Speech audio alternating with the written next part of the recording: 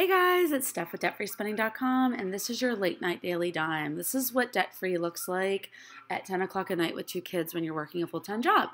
So today's daily dime, which is going to be all about employer savings and employer benefits.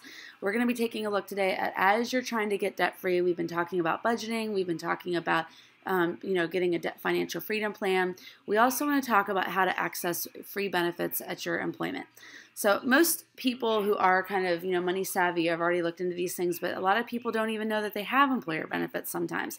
I've noticed too, especially with like my younger sisters, I've had some conversations with them to make sure that they're accessing all the benefits that they can get from their job. So obviously, besides the obvious things like sick leave, vacation time, PTO time, things like that, health insurance, that's another big thing with your employer.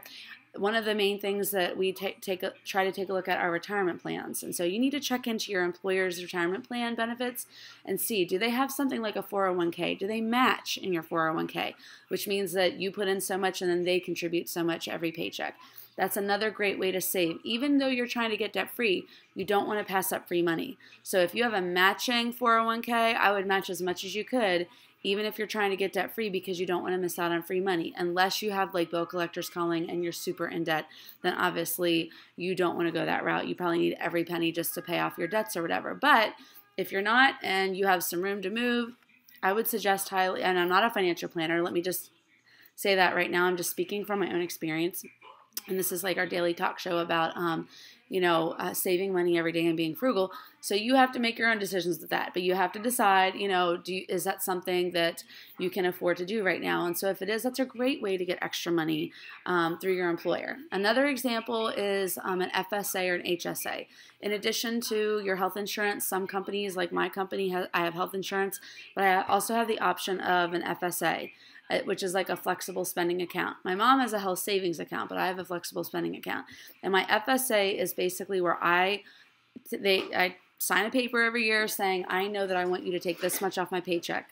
It can be like anywhere from I think it's like $500 to $2,500. And so each year I'm upping it. And after this year's health crises that we've had with all of our family, I'll probably be upping it to the full limit for the next year because I know we have some fixed medical expenses. So if you know that you're already going to be spending $1,000 a month on, not a month, oh my gosh, $1,000 a year on medications, then you definitely want to set aside $1,000 in your FSA because it's untaxed money. If you don't set it aside and they just give you the money on your paycheck and they take usually 30%, you'd make $700 and still have to pay those medical bills, which means that you'd be out like $700 or out $300. So basically for every $1,000 that you put in a health savings account or an FSA, you're going to save about $300. So the point is, like an FSA, an RFSA, you have to actually mail in receipts, and then you get a check like the 15th of every month, they cut a check back to you. But if you don't spend that money at the end of the year, you don't get that money back. Just last year at our employer, they decided that we could roll over like $1,000, I think. So just be careful to know all the ins and outs of your FSA or your HSA, and always, always, always keep your medical receipts. So make sure that you keep all your receipts to show them, even especially with the health savings account, you're pulling that money out of that account and you're paying the bills, but you need to be making sure that you're putting that money towards a medical bill and it's not just spending on whatever. So make sure you're keeping accurate receipts. So FSA, HSA, 401k, any kind of retirement benefits. The last thing that we want to talk about are prescription benefits. A lot of people don't know that their mail order pharmacy, if you go to the pharmacy and you have like 3 prescriptions, you're probably going to pay more than if you go through your company's mail order. And a lot of companies do have the 90-day mail-in order, like especially for those drugs that you're going to be taking on a regular basis.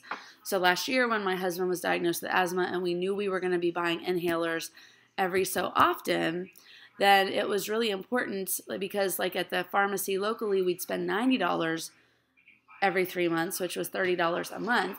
And when I did a mail order, I was paying $60 every 3 months. So I was saving $120 a year on one inhaler, and he has 2, and then my son who's a year has 2.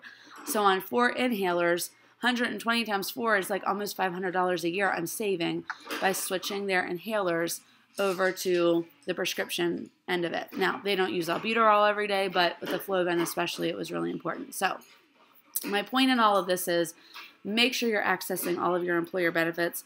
Make sure you talk to your human resources person if you're not sure. Ask all the questions you need to ask. Do your research, and hopefully we're helping you save even more money. All right, guys, this is today's Daily Dime, and make sure you go to debtfreespending.com, scroll down the right side, look for the family binder, or click on the finances category, and make sure, we're also on Periscope every day. So we're trying to save you money every day. All right, bye-bye.